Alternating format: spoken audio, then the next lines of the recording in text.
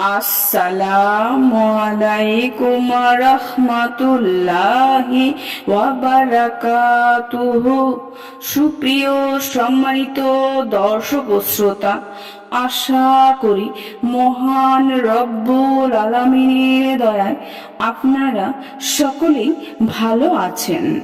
সুপ্রিয় সম্মানিত দর্শক ও শ্রোতা, আজকে বিশ্বনবী সাল্লাল্লাহু আলাইহি ওয়াসাল্লামের জীবনী থেকে একটি ঘটনা বর্ণনা করব। ঘটনার শিরোনাম হচ্ছে মহানবী সাল্লাল্লাহু আলাইহি ওয়াসাল্লামকে হত্যার পরিকল্পনা। সুপ্রিয় সম্মানিত দর্শক ও শ্রোতা, আপনাদের নিকট অনুরোধ থাকবে ঘটনাটি শেষ পর্যন্ত শোনার। একদিন হযরত কাবা শরীফে নামাজ পড়ছিলেন।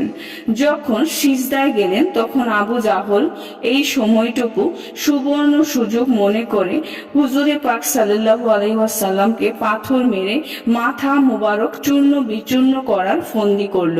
কিন্তু যখন সে পাথর নিয়ে হযরত রাসূল করিম সাল্লাল্লাহু আলাইহি ওয়াসাল্লামের নিকট পৌঁছে তখন হাত কেঁপে ওঠে, পাথর তার হাত থেকে পড়ে যায়।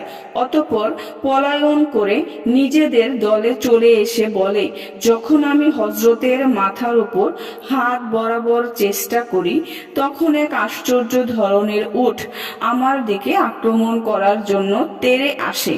আমার মনে হয় যেন আমাকে খেয়ে ফেলবে। আমি আজ পর্যন্ত এমন উট দেখিনি। এটা ওই ঘটনা যা কাফিরদের সমাগমে সবার সামনে ঘটেছিল এবং কাফিরদের সর্দার আবু জাহল স্বয়ং এটা স্বীকার করেছে। আবু জাহল, উকবা বিন আবু মুইত, আবু লাহাব, আস বিন ওয়াইল, আসওয়াদ বিন আবদে ইয়াসবুল, আসওয়াদ বিন আব্দুল মুতালিব, অলিদ বিন মুগীরা, নজর বিন হারিস, এদের সবাই সর্বদা হযরত রাসূল করিম সাল্লাল্লাহু আলাইহি ওয়াসাল্লামকে কষ্ট দেওয়ার চেষ্টা করত। এদের কেউ ইসলাম গ্রহণ করার সৌভাগ্য লাভ করেনি, বরং সবাই অত্যন্ত অপমানজনকভাবে ধ্বংস হয়।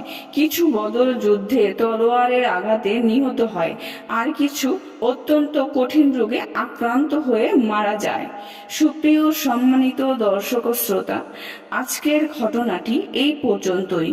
ঘটনাটি যদি ভালো লেগে থাকে অবশ্যই চ্যানেলটি সাবস্ক্রাইব করবেন, লাইক করবেন, কমেন্ট করবেন এবং বেশি বেশি শেয়ার করে দিবেন। সবাই ভালো থাকবেন। আল্লাহ হাফেজ।